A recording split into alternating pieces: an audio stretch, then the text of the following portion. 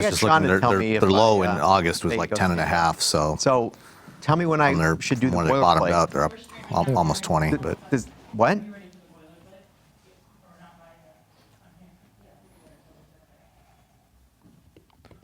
Ford up 9% since bottoming out, or since Hackett took over. Since Hackett took over. That was you. I'm sorry, what was that? Was it Sounded like you. on a delay? What was that? Did we make a noise? Oh, okay. All right, I want to thank everyone who's joining us today. We have a great show lined up. So here's the deal.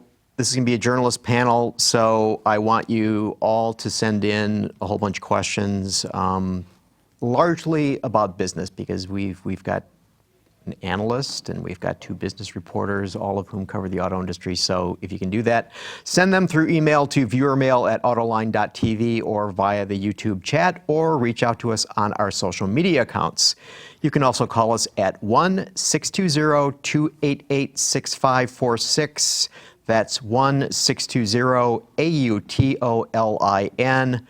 And leave us a brief question there. 30 seconds works best, and we'll try to get it on the air. So stay tuned, and we'll get going in just 1 minute or so.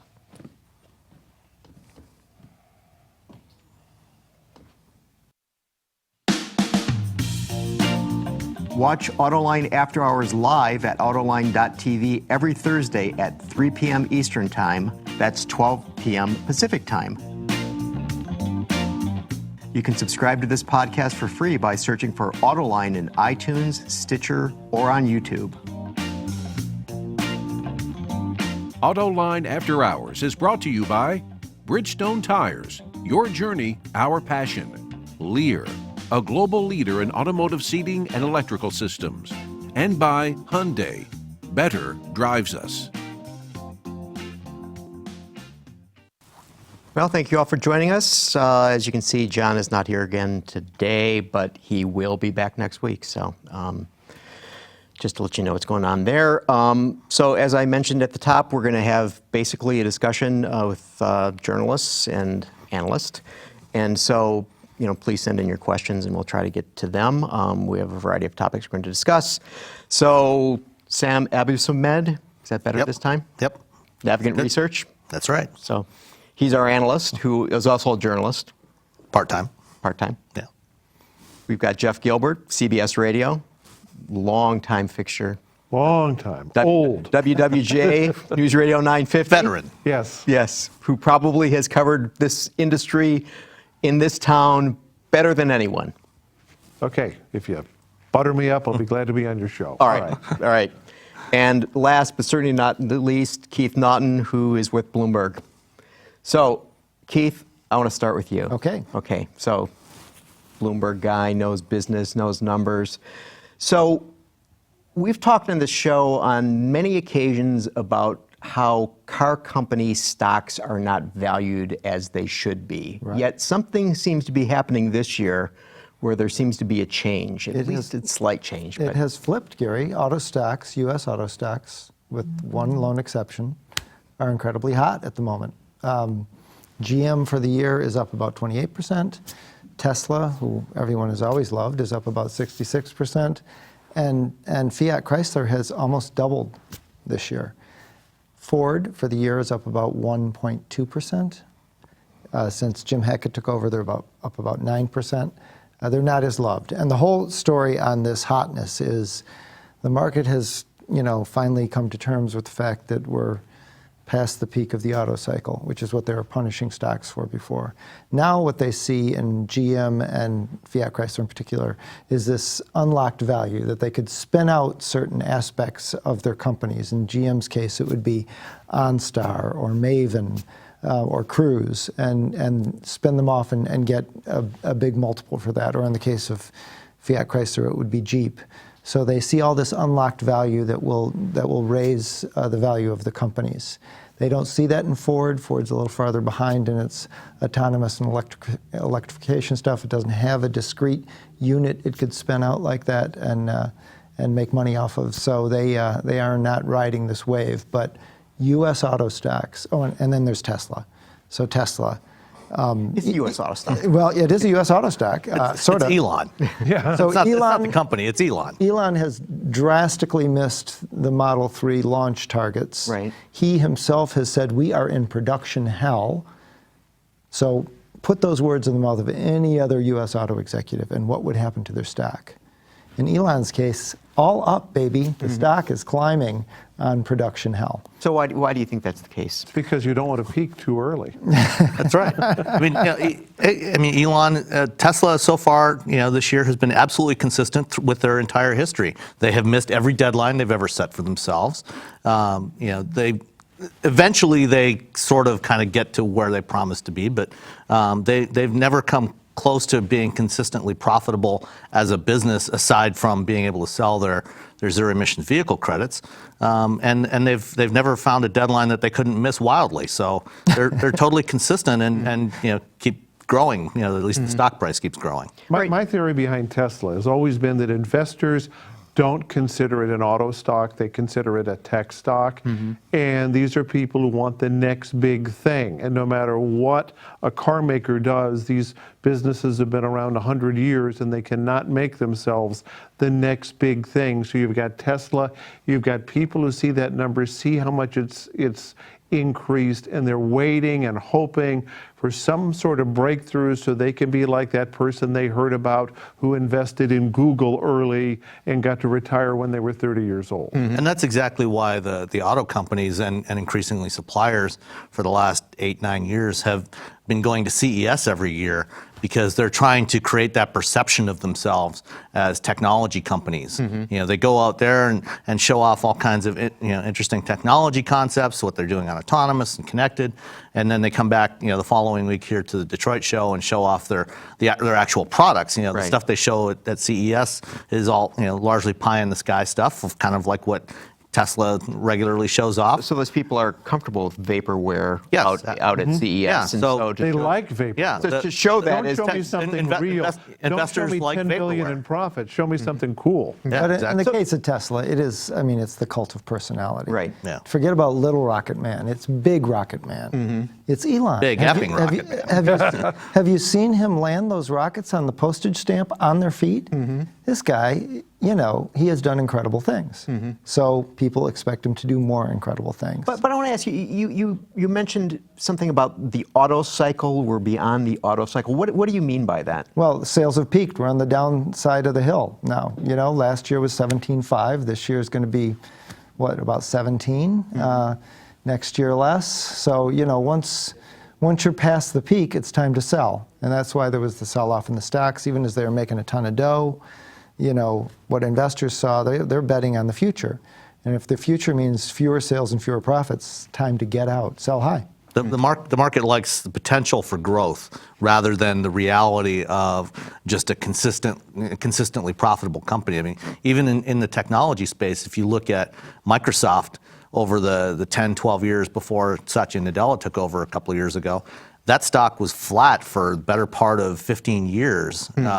And only in the last couple of years has it really started to take off again. Same thing with the auto industry.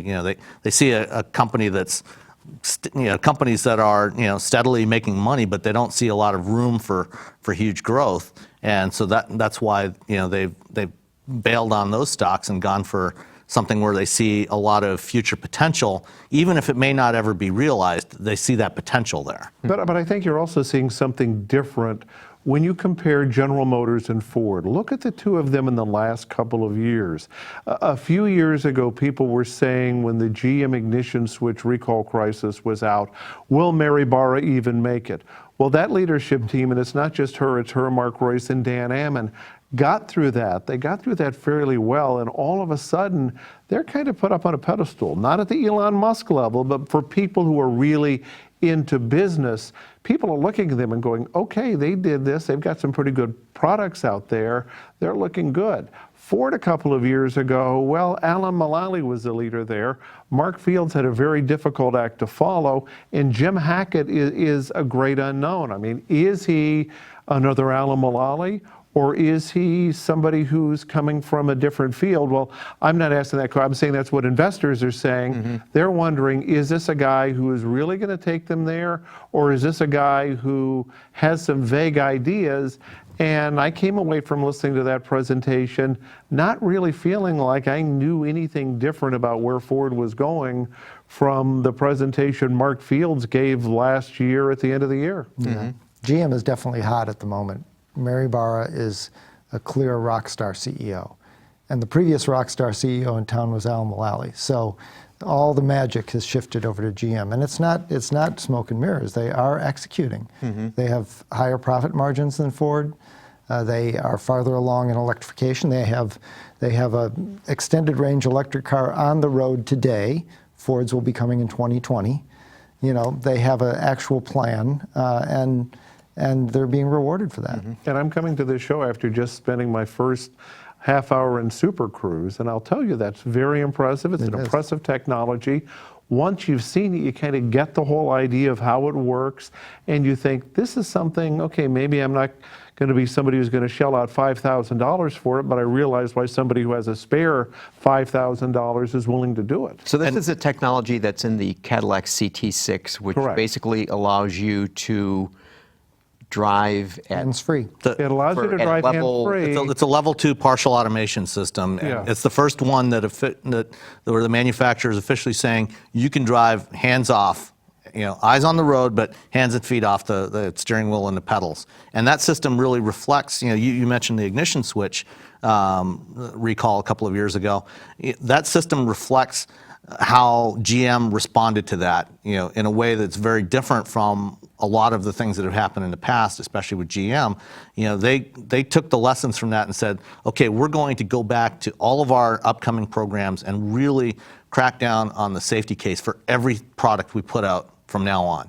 And that's one of the reasons why Super Cruise is actually delayed a year, is because they went back and revisited all the safety issues, and they made a bunch of changes to that system to make it safer and more robust, to ensure that it wouldn't be misused by customers. And so that's that sort of thinking, I think, is going to be reflected in what they're doing with their fully automated systems in the next few years as well. Now, I want to get back to Ford in a minute, but here's a question came in from Rivera Notario. And I want to ask you this. So he basically says, aren't the reasons that the automaker stocks are going up is because of short-term thinking? And he said, how could FCA sell Jeep? They'd be left with nothing. They would be bereft. And I believe Sergio Sergio Marchionne said called it a stump. a stump. He said, and he doesn't want to sell Jeep. Short-term thinking, Wall Street. Well, yeah, that's the definition. That's why you invest. So, but I mean, it may be short-term thinking to think of how can I package up Cruise and make it an independent company and get value out of that. I get that, but Cruise is the ultimate in long-term thinking.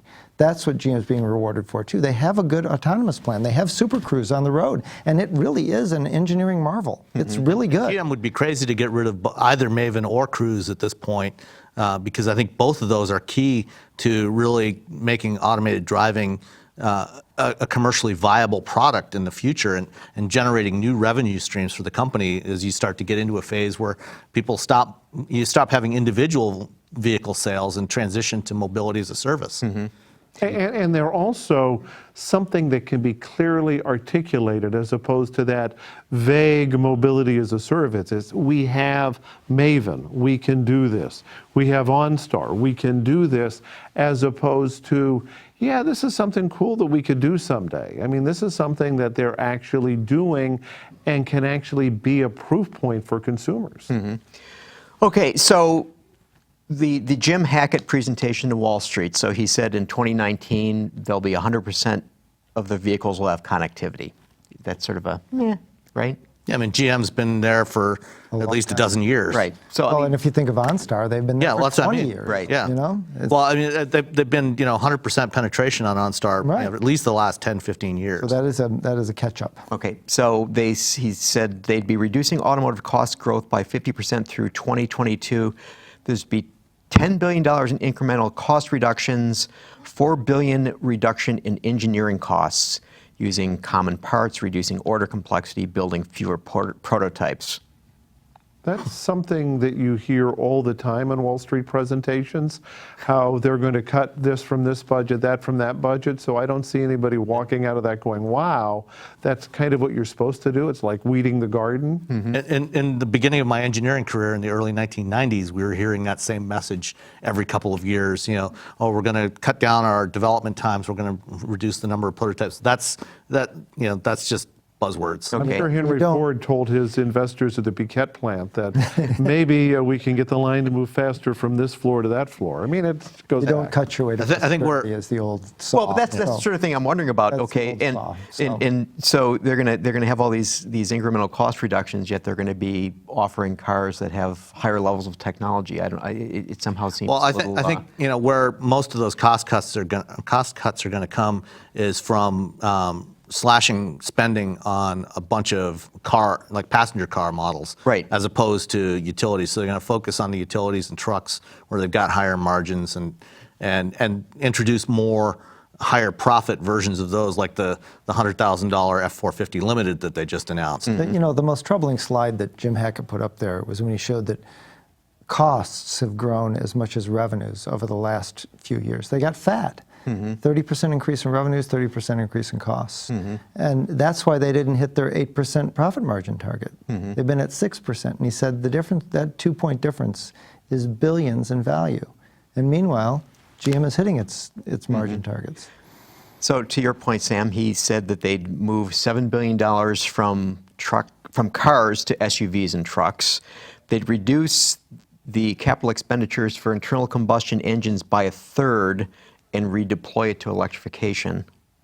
They'd have 13 electrified vehicles in the next 5 years. This also strikes me as being one of these, electrified means mild Hybrids, That wasn't hybrid new. plug-ins. yeah. Right. That $4.5 billion on electrified vehicles is something they've been talking about for what, 2 years, guys? Yeah, December 15, I think they announced it. That's not fresh. And reducing build combinations, and he used as an example 35,000 Fusion build combinations to 96. So isn't this offering the consumer less? Well, you go back to Alan Mulally, he talked about that as well, about how there's so much confusion. Do you really need that many combinations? In Europe, of course, people like to really customize their vehicles. Here in the US, we want to get them off the lots. So this is something they've been working on, but I also found it interesting that even as they're saying that, we go to presentations about the updated Ford F-150, and they're talking about how many grille combinations you have, how many tailgate combinations you have, how many this, and I was looking at that going, didn't you want to simplify it? Oh, no, truck buyers like to customize their vehicles. So there's kind of a tough balancing act here of having people customize their vehicles, but also not overwhelming them with choices. If anybody's ever built a house, you can just go glassy-eyed going, did I make a mistake here? And the reality is, you don't necessarily have to make every single option on the vehicle as a standalone option that you can choose. And I mean, that's what gives you all those countless number of build combinations. I mean, if you go to a Honda or Toyota dealer and try to spec out a Civic or a Camry, you're going to find that you might have 3 trim levels to choose from, 7 or 8 colors, maybe one or 2 wheel options, and that's about it. And there maybe one package of other options, and no standalone options at all. So the number of build combinations probably is less than 100, Right.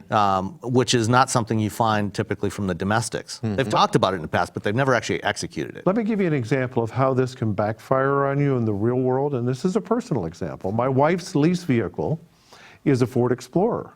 She loves the vehicle. She went to get another one. She told the dealer everything she wanted in it.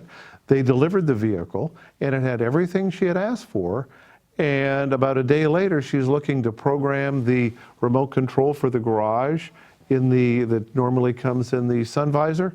There was none, because she had never asked the dealer for that. She just sort of assumed that if you're getting a high-end package of a car, that's something that would naturally come with it. Any 21st century car ought to have Right. HomeLink. It ought to have it, but it doesn't. And that's where it backfires, because more and more customers get dissatisfied with little things like that, they start looking elsewhere because they feel like this is what the car should have had. If I pay extra money for leather seats and a high-end audio system, well, that's a basic. It should just come with it. I shouldn't have to ask for it. Instead of nickel and diming customers on every individual option, just take the things that you think they probably want to have and Bundle them. Bundle them all in there. Okay, so Mike from San Francisco, and this maybe goes to you, sort of, Keith. GM said they're going to build 20 new EVs by 2023. Yep, that's right. Yeah, they'll have 20 pure electrics by then. Okay, where's everybody going to recharge the new EV battery if they live in an apartment? There isn't an infrastructure in place to do mass recharging of thousands of EVs in a city. Right. I think the strain on the grid from going all electric is not fully appreciated. That's an excellent point. You know, the idea is these are long-range EVs. This is not something you should have to recharge every day any more than you have to fill up your car every day. These are 300-mile EVs, so it should be like your car. You fill it once or twice a week. Right. So that requires fewer charging stations. It seems like if you have one in your garage, they make a good point. It's an apartment. That could be something. Long extension cord. Yeah, that could be something apartment complexes start, you know, offering as, you know, a way to get business. Right. Well, this is one of the interesting things that Maven's doing right now. One of the services that they launched earlier this year, perhaps it was last year, is Maven Home, where they're actually working with apartment, you know, the management of apartment buildings, and rather than, you know, the original Maven service was a traditional car sharing service where anybody could sign up and you have short-term rentals of the cars. Maven Home, they work with the management of a building and put a fleet of vehicles in that building for the residents of that building to use when they need. And as part of that, they're working with the building management, you know, make sure that for the ones that are plug-ins, have some charging stations available for those. So those are the sorts of things that they're working on, you know, to try to make sure that there is the necessary infrastructure in place, especially for urban dwellers. The other thing too is I think of those 20 vehicles, we didn't get much detail on them, but I suspect that probably at least half of those will probably be China-only vehicles. Right. I don't think you're going to see 20 all-electric GM vehicles for sale in North America, and a bunch of those will probably be lower-cost, shorter-range vehicles as well through some of the other brands. They have there. We've got to take a break. We've got to take a break. Got to pay the bills here. So we're going to hear from our friends at Bridgestone. We're going to come back and discuss this, and we got a whole bunch of questions here, good questions. So, Bridgestone, thank you. He wants to. Okay, so we are back. So I rudely interrupted you, Keith. You were going to say something. I was only going to make the point of piggybacking on Sam's discussion of, you know, urban dwellers. Those people are supposed to be just not owning cars anyway, just calling their robot taxi to take them to wherever they want to go. Okay, so all right, we have a comment here from Nike HM69. Elon Musk's business model seems to be announce an ambitious multi-billion-dollar project to distract from the fact that he never followed through on his last ambitious multi-billion-dollar project.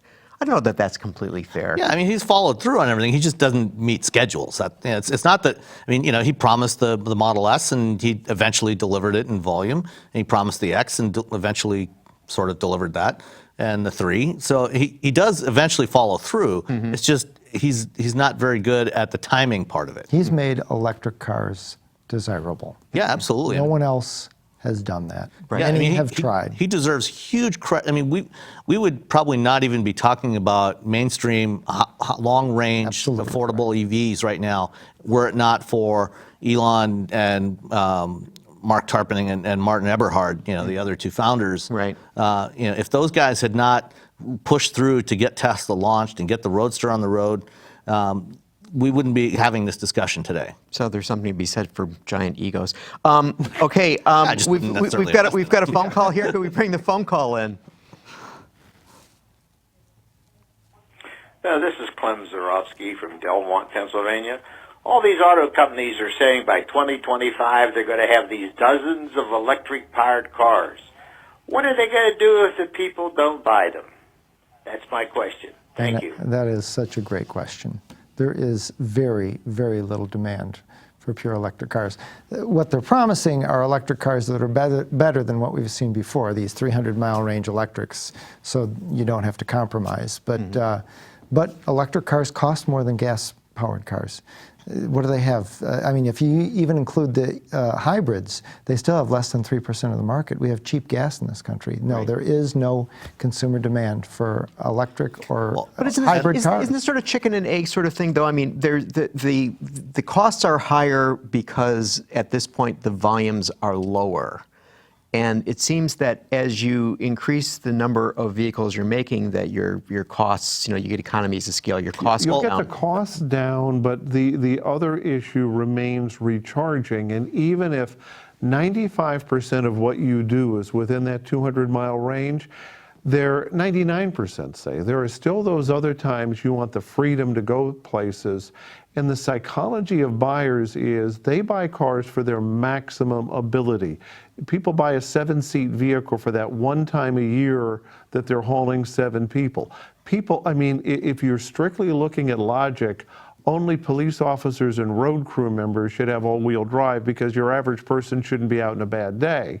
But people want that because one time you get stuck in a snowbank, you don't want it to happen again. So same thing with electric vehicles. I mean, the Chevy Bolt, that 200 and something mile range works great. But the one day that I want to go visit my son in college on the other side of the state, I don't want anyone to tell me that I can't take it. But, okay, this is the thing I wondered about, is that isn't it possible that this is just a generational thing, okay? We've all grown up with that expectation, okay? The younger generation may grow up with, you know what, I do most of my stuff, I just do city driving, city commuting, and then I call Maven. Right, and I think when you're I need to absolutely go right. across And the I state. think the other thing we have to consider here is that right now you're right, Keith. There's relatively little demand for battery electric vehicles. But if you start to combine that with automation, and I think this is one of the things that's driving all these other pieces, because when you start putting these pieces together, now you start to get a different kind of model around it, a different business case. If you don't have to worry about actually charging the vehicle or paying for it, that incremental cost. Because if you look at the operating cost for an EV, it's actually much lower. The cost to buy it is much higher, but you save on the operating cost. But if you're only driving it, 10, 15,000 miles a year, it's going to take you a long time to recover that difference. But if those vehicles are operating as part of a mobility fleet, driving 80, 100,000 miles a year, now it starts to make sense from a financial standpoint and from the consumer standpoint. And if you take away from the consumer the need to worry about when and where they're going to charge it, just get in and ride. If they need to go across the state, they can get a different type of vehicle for that trip.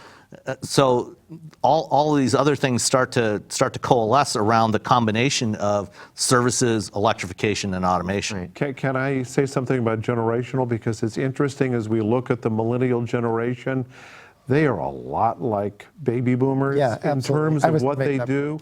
And we are seeing them track into the 30s where they're moving into utilities, moving into suburbia, moving into things like that. So I don't think there's as much of a generational thing. And I think we have to look at one issue, which is freedom. And that's what vehicles give us, a freedom to do what I want the second I want, even if it's not logical.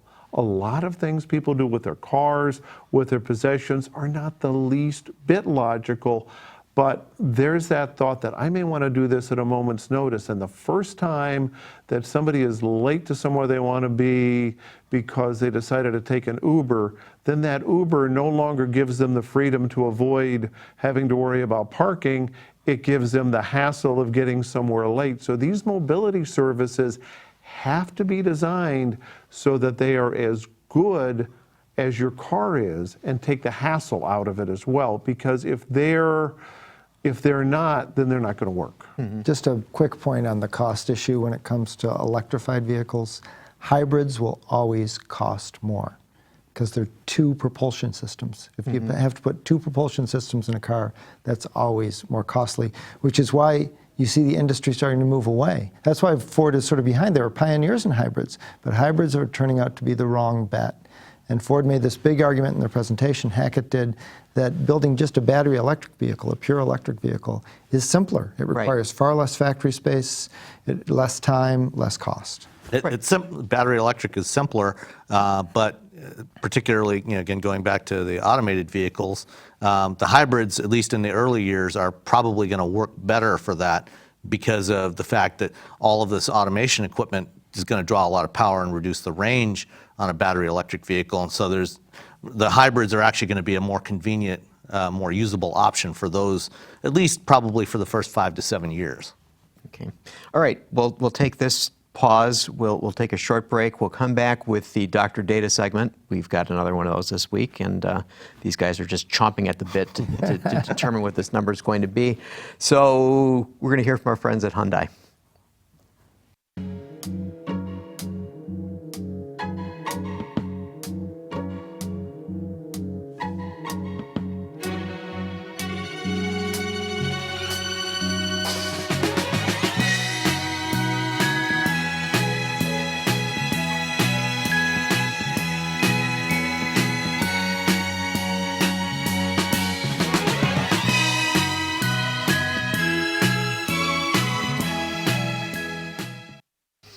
Okay, and we're back. So at this point in the show, we will show a statistic, and you three will have the opportunity to explain to the audience what that statistic represents. So Carmen, could you please bring up the first slide? 37,461. Fatalities Number of on the fatalities last year. Oh, It's unbelievable. I'm sorry, you didn't say what is the number of fatalities. And you guys are absolutely right. So it is the number of U.S. traffic fatalities in 2016. Distracted driving. Actually, distracted Up driving was 5.9. Down down. last year, yeah. It was more. There was more people who died from not wearing seatbelts, more drunk driving. Distracted driving. Pedestrians. Yeah, Just pedestrians. look All right, around. so he Look keeps saying around you on the distracted road. driving. You say no distracted driving. So what is I mean, and it was just like a 2.2% increase in miles traveled. So that's not a big deal. Well, yeah. I mean, the number of fatalities went up by 5.5% or 5.6, and You're right. So it actually went up faster than the number Of miles percent of traveled. miles Right. traveled. But yeah, I mean, there seems to be more people that are not buckling up. And I think the distracted driving. I think you may be right. Distracted driving is probably a secondary cause of some of these fatalities. They're not necessarily attributing it as the primary, because I think one of the things, more pedestrians. We're seeing people crossing the street while looking at their phone and getting hit, and so that's not necessarily being tagged as a distracted driving, but it's being distracted while on the road. Next time you're in a traffic jam, just look at all the other cars. Next time you're at a stoplight, look at all the other cars. Everybody's on their phone constantly. And when there's that car that's driving in front of you very slowly and you think it's grandma, no, it's just somebody texting. Right. Okay. So Jeff, this is a subject that you'd wanted to talk about, not in the context of this question, but you'll see where I'm going with this. So Mike in San Francisco said, what do you think of reports of GM CEO Mary Barra acting a bit like Donald Trump by telling the folks at CAMI to go back to work, or Mexico will build all of the Equinox for North America? Now, for those of you who are not familiar, the CAMI plant in Canada where Equinoxes are built went on strike last month. And there are 2 other plants that build Equinoxes, both of which are in Mexico. So. Okay, and I did ask that, I mentioned that question in an email to you before I talked to Jerry Dias today, who is the head of Unifor, the Canadian Auto Workers Union. And reports kind of make it seem like Mary Barra told them, get back to work, or we're moving all the work to Mexico. It's much less than that. Essentially, GM told Unifor that we're going to ramp up more production in Mexico to get them to dealerships, but they didn't make a quid pro quo that CAMI is history if you don't go back to work. But the point that they're making is Mary Barra has shown herself to be very tough, and GM is taking a harder line in this walkout than they have previously. And I think with the possibility that the market may turn down and always the worry that it will turn down even more, they want to send a message in future negotiations in 2 more years when they're negotiating here in the United States that we're not pushovers, that we have a business to run. So I think the message is being sent and also being received. And I also think they want flexibility, that if the market were to all of a sudden turn down more than anybody thought, that they're not stuck with a promise that they can't keep at a plant where, once again, like they did in 2008, they have to pump out vehicles they can't sell. So I think she's taking a harder line, but some of the initial reports made it seem a little harder than it was. She's also taking a harder line in the U.S. with the Hamtramck plant going down for 6 weeks. And a harder line in Europe pulling out of there, a harder line in that plant makes India. Cars and an electric vehicle, which none of them are selling very well. I just got to give this stat. The Buick LeSabre, 284-day supply at the moment. LaCrosse, you mean? LaCrosse, excuse me, LaCrosse. 9-month supply of the LaCrosse. That's got to be some sort of record. But I will say, looking at GM management over the years, she seems to be more willing to make the tough decisions than anybody we've seen there in a very long time. So, I mean, the Equinox, which they built in Ingersoll, which is where the plant in Canada is based, is a new product. Last month, Equinox sales were up 80%. I mean, so there's clearly demand for that doing vehicle. well, yeah. So the question becomes, I mean, are they shooting themselves in the foot right now in order to protect themselves in the future by not dealing with the, settling the Those strike? are decisions GM managers shooting have to themselves in the make foot? all the time. Or GM? Yeah, I don't think so. I think based on what Jeff was just saying, I think they're showing that, look, we've got enough capacity, and more importantly, we've got enough flexibility in our manufacturing that we can easily shift things around if depending on what our needs are, depending on how the market shifts, and depending on how our relationship with the union develops. So we're not necessarily stuck the way they would have been, say, 10 years ago. So, I mean, part of the whole thing that this is mixed into this is the renegotiation of NAFTA that's going on right now. So, Keith, what would the implications be were General Motors to say, okay, sorry guys in Canada, we're gonna build all these vehicles in Mexico? I mean, it seems that Mexico is the real object of Mr. Trump's. Yeah, if you build in Mexico, you'll be paying a duty as you bring them back in.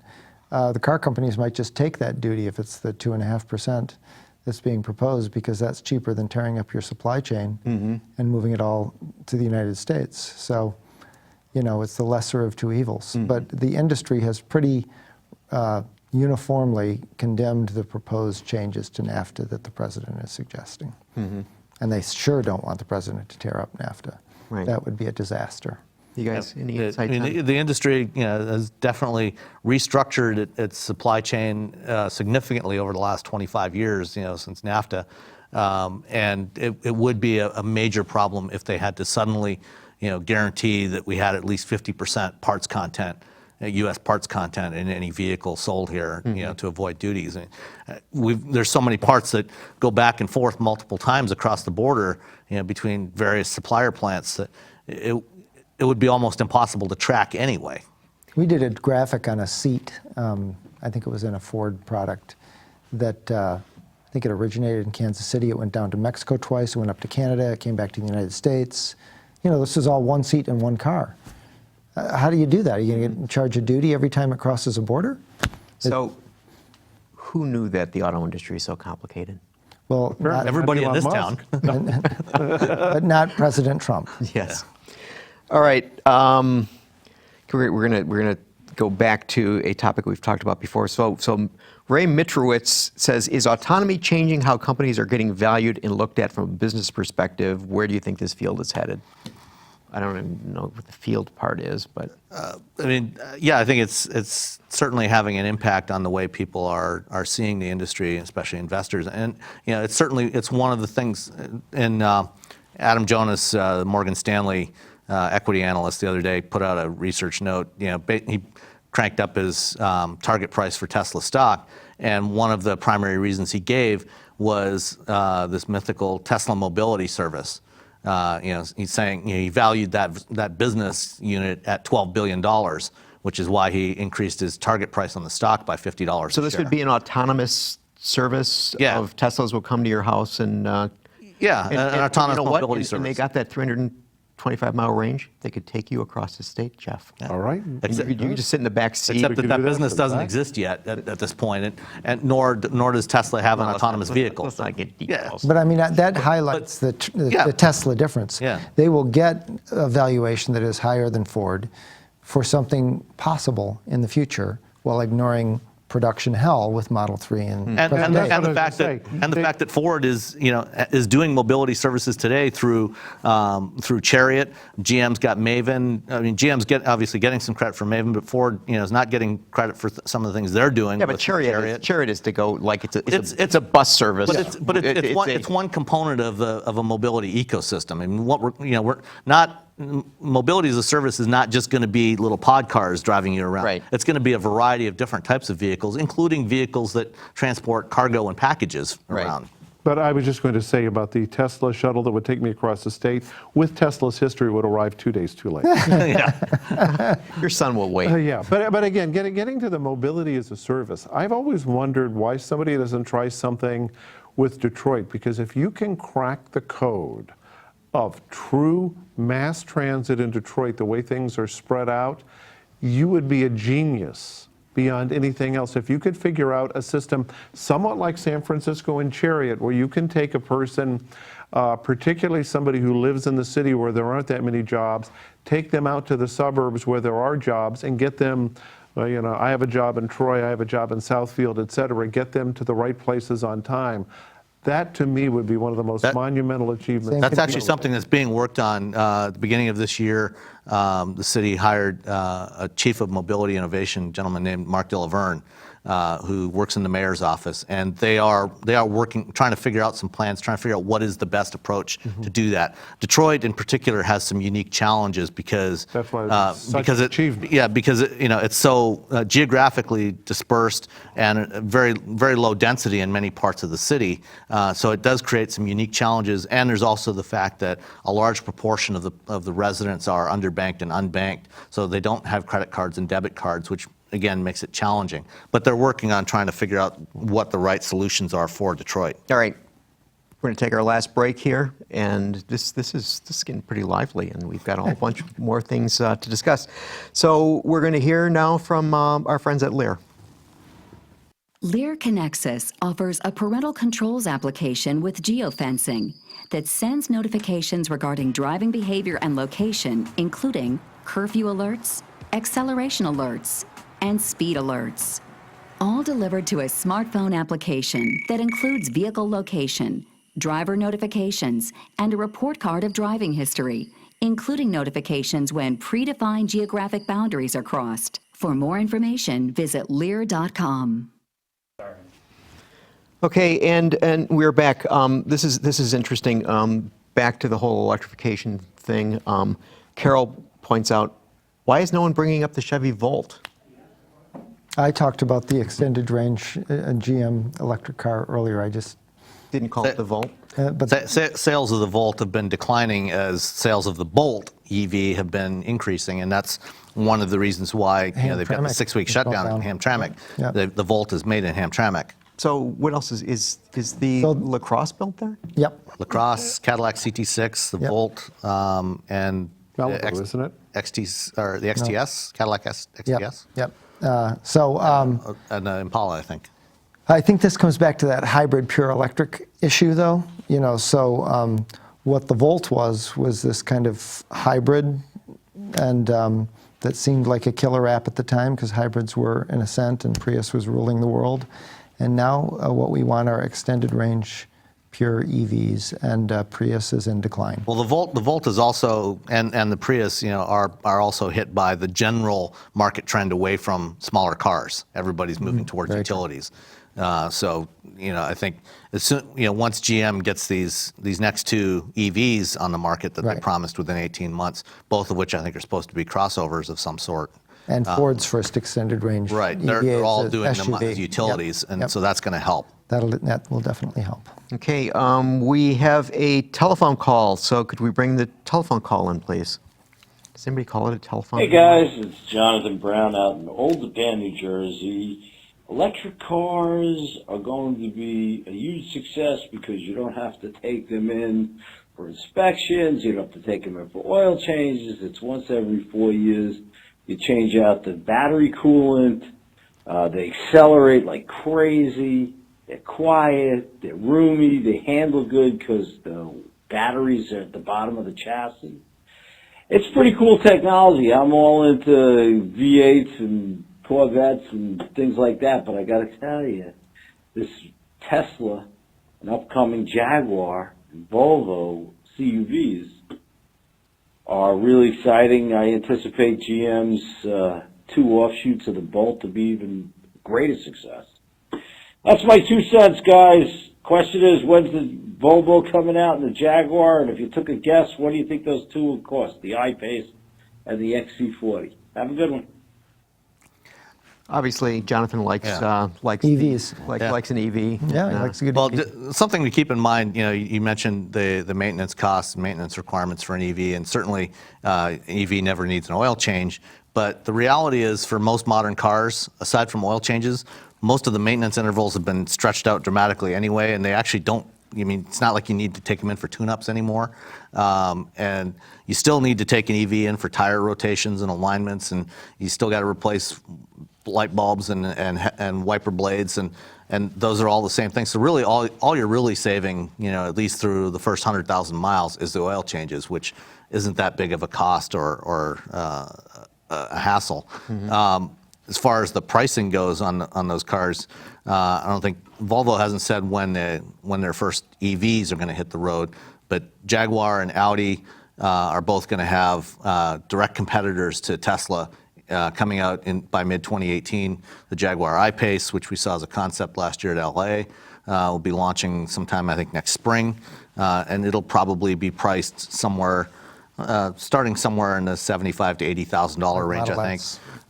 Same with the Audi e-tron Quattro, and then the e-tron Sportback coming after that. And Porsche recently said that the Mission E, which is coming, I think, either late next year or early 2019 as a challenger to the Model S, is going to be priced, similarly to the Panamera, so starting at about $85,000, or about the same price as the Model S. And I think what's really interesting with Jaguar in particular, at the Frankfurt show, they talked about the race series that they're going to start with the I-Pace next year as a support series for Formula E. Tesla has gotten huge credit for the performance of their vehicles, but their performance is very one-sided. They're great accelerating in a straight line for a quarter mile at a time. Beyond that, their performance pretty much falls apart. Mm-hmm. They don't actually handle that well, and they slow down very quickly. By putting the I-Pace on the track the way they are, I think Jaguar, is trying to target showing that they can do real all-around performance, make a true electric performance vehicle that works great everywhere and can do sustained performance in a way that Tesla cannot. So it's going to be interesting to see if that strategy works out for them. Jonathan says real world 100,000 mile repairs on gas cars are not just oil changes in the real world. Sorry, Sam. But there we go. Well, we don't know what's going to happen. Well, if you got a Volkswagen, that case. But If we get a lot of electrics on the road and they're long enough and people are going to start having issues and needing changes of batteries, that's going to be fairly expensive as well. I mean, owning a car does cost money. There is going to be maintenance. It's just going to change things from conventional vehicles to electrics. And again, until it's as easy to own an electric and as inexpensive to own an electric, people who are on a budget, people who are dealing with tight things. I mean, a lot of people have budgeted out of new cars, period. Right. Let alone electric cars. The equation just doesn't add up unless you're absolutely in love with them, like our caller was, or you've got a lot of money and can have a BMW electric vehicle on one side and a 7 Series on the other side of your garage. Although, I think that, we're seeing the Chinese saying, we're gonna really incentivize electric vehicles. You see the European Union, according to Reuters, is speculating offering carbon credits to auto companies that they can trade around. And if you look at Norway, you see when governments get behind it and really push it, Right. In Norway, it's really taken off. I can't see that happening in the U.S. I think there would be a revolt at the ballot box if you tried to do some At of least those outside of things California, here. anyway. Yeah, But see, my point is that basically that, I mean, if you get a whole bunch of low-priced Chinese EVs that begin to be rolling out in order to meet their emissions requirements, that will come over here, and we're going to see more inexpensive cars that will have reasonable And how many range. people buy low-priced cars of dubious quality these days when they can get something that they feel is nicer on the used car market? Well, they don't here in North America. I'm talking about this market right now, yeah. But they certainly do Right, in but this Asia. is right Yeah. now. I think that as we go, and it won't be that long before we're going to see this change. But let's shift gears a little bit. Do they have gears in electric cars? Not so much.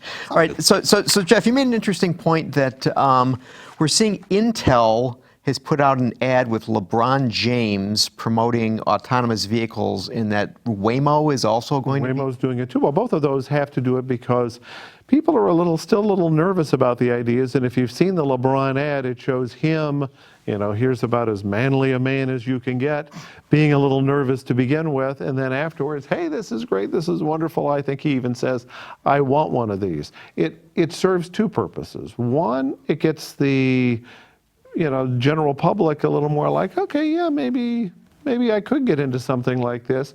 But there's also a battle going on behind the scenes with all of these chip makers, be it Intel, NVIDIA, or Qualcomm. This is also business to business. And they're trying to reach the people who are making the decisions in the auto industry as well to get their name out in front of them. There is a big competition among the chip makers because those are at the heart of automation systems, and there's a lot of money to be made. So does this sort of get to your point that you were talking about earlier about the valuation of companies in the auto space? We saw General Motors this week bought a LiDAR company. They did, yes. Called Strobe. Right. Is sort of like this advertising of chips for autonomous vehicles analogous to their buying Strobe, or is that purely a technology play? Do you think that they want to have that LiDAR technology? It's interesting because when they bought Cruise for $1 billion, that was going to be an all-in autonomous drive company. Mm-hmm. All-in would include LiDAR. Well, now they need a LiDAR company. So LiDAR has been the most costly element of the autonomous sensor suite. And so everybody's trying to find the killer app for LiDAR. Mm-hmm. This company apparently has it all down to one chip. They say it's 100% cheaper to produce. So maybe they have found the secret, but I'm a little skeptical. I think everybody's still trying to figure out how to do LiDAR. And I thought it was interesting that the announcement of the purchase was done on a blog by Kyle Vaught, who's the he's the Cruise guy. Cruise guy, co-founder of Cruise. Right. And right. so it didn't come out in a press release. Yeah, they've been doing that with most of the announcements out of Cruise, is putting blog posts on Medium. Mm-hmm. And GM's not the only company investing in LiDAR. Number of suppliers. Delphi actually has investments in 3 different LiDAR companies with 3 distinct technologies. Ford put $150 million into Velodyne. Yeah, it was 75. They and Baidu each put in 75. But yeah, so Delphi is invested in Quanergy, Innoviz, and LeddarTech, and you see other big suppliers. But the thing I think what's interesting about this is that historically, if you're General Motors, you would buy this from Delphi, right? Mm-hmm. I mean, and here's a case where they're saying, no, we're buying the company that's doing that. Right. I mean, they see it as key technology to make the whole system work, and so they want to make sure that they have access to it. They don't want to be locked out. They don't want somebody else to be able to corner the market on a particular technology. They want to own it. They see as crucial. If they think this company has the best mousetrap, they want to own it and shut out the other guys. And I just want, so Sam, you cover LiDAR fairly carefully. I mean, is that a wise thing to do, to place a bet on a company versus saying we're going to stand back a little bit and see what supplier, because all, as you point out. Depends on how much they paid for it, and they haven't said how much they paid. And for that matter, we don't even know specifically what Strobe's technology is, other than that it's a solid state technology. That's all we know at this stage. I think depending on how much they paid, I think it probably is a wise bet. If they really have something that they believe can work and can be manufactured at low cost and volume. But I think what you're also seeing in the auto industry is a redefinition of what's a core technology. In conventionally powered vehicles, most people who aren't in the industry don't understand that the car makers basically 70% of a vehicle is bought from a supplier, but they very rarely buy a transmission or an engine from a supplier, because that's the heart and core guts of the technology. vehicle. Right. So now, what's the core technology? Well, when it comes to an automated vehicle, the eyes of that vehicle are a core technology. And this is kind of a redefinition as things change in the auto industry of what do we have to keep close to us and what can we farm out. Bob D wants to know what happens to the EV tax credit with GM, FCA, and Tesla maxing out. Will the credits be extended? We've heard nothing about credits being extended so far, and this could affect Elon as well if he can't get those Model 3s out. The $7,500 tax credit will be exhausted. I would say under the current administration, the chances of extending the credit are less than zero. Yeah, I'm saying not only that, a conservative Congress as well, and $2.50 a gallon gasoline. I mean, those credits were initiated when everybody thought the price of gasoline was going up. So I'd be shocked under this particular situation. Absolutely. I just think it's a little scary, though, that we may find the U.S. technology behind the proverbial 8-ball if we sort of move away from concentrating on advanced technology vehicles and say, you know what? But there also is a question of, okay, when does the government help you, and when do we hand it off to the marketplace? Because there is a theory behind the government. Okay, we're giving this a push, we're getting it going, but at some point, okay, now that we've got it going, let's see how you can do in the real world. Yeah, the industry's always known that at some point they were going to have to make these vehicles be competitive on their own merits without incentives, that they would have to be cost competitive, performance competitive, and appealing to customers, and now they're getting to that stage. And now we're seeing disincentives. We're seeing European nations talking about long-term bans on internal combustion engines. We're seeing more rumblings in California. So you're kind of seeing the stick more than the carrot. Right. Okay, we've got one phone call we're going to bring in, and then there's going to be one more question, and then we're going to be done. Okay, so let's bring the phone call in. Hi, this is Dick Lembitz calling from York, Pennsylvania. I was wondering if you guys would know who the first manufacturer will be to offer an all-electric minivan. Will it be Honda, Toyota? Who do you think? Thanks, and I'll wait for your answer. With Fiat Chrysler's work with Waymo, it could be Fiat Chrysler. That's what the autonomous minivan that they're doing together is leading to. So it could be Fiat. Which is a plug-in hybrid that they're using now. Right. And how much will Sergio say they're going to lose on that? Yeah, well, that's... I agree. It wouldn't surprise me to see FCA do a fully electric version of the Pacifica at some point in the next couple of years, especially if they phase out the 500e, which I don't think is much longer for this world. And we need to point out that the plug-in hybrid version of the Pacifica is a very nice vehicle, very well done, well executed plug-in hybrid. So they're already part of the way there. And to what Jeff was saying earlier about buying a vehicle for your worst case conditions, the plug-in hybrid Pacifica is actually an almost ideal case of a vehicle that can provide both your what your realistic needs are with 35 miles of electric driving, and then when you want to go on that road trip across the state, you just keep driving once the battery runs out, and you stop for gas when you need it. It's really efficient. Yeah, the other thing behind an electric minivan, I think we're going to wait a while before we see one of those, because people still want to wow with their electric announcements.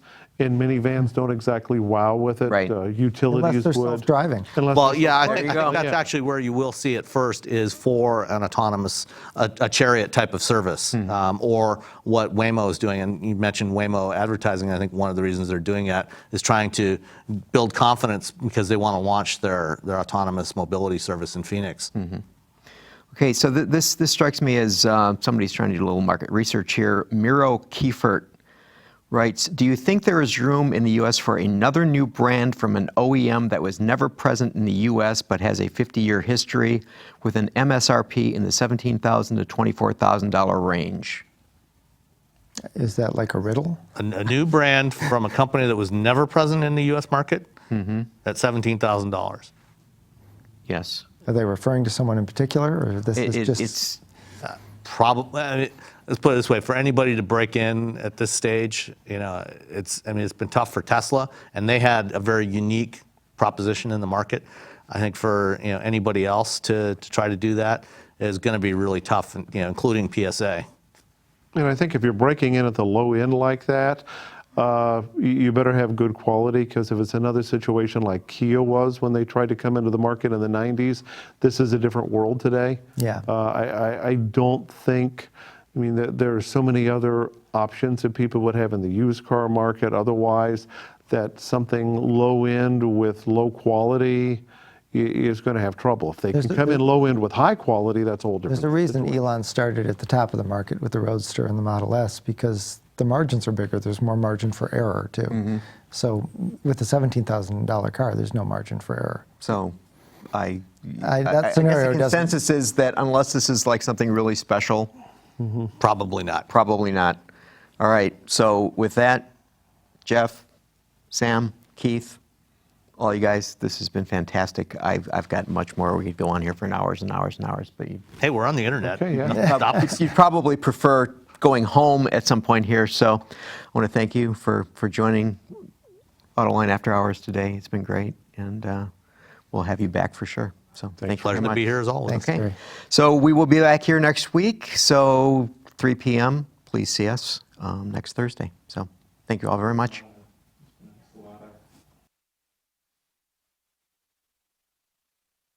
Autoline After Hours is brought to you by Bridgestone Tires, your journey, our passion. Lear, a global leader in automotive seating and electrical systems. And by Hyundai, better drives us. Visit our website, autoline.tv, where you can watch us live Thursday afternoons, get your daily news fix with Autoline Daily, and in-depth analysis and interviews with Autoline This Week. There's all that and much more at autoline.tv.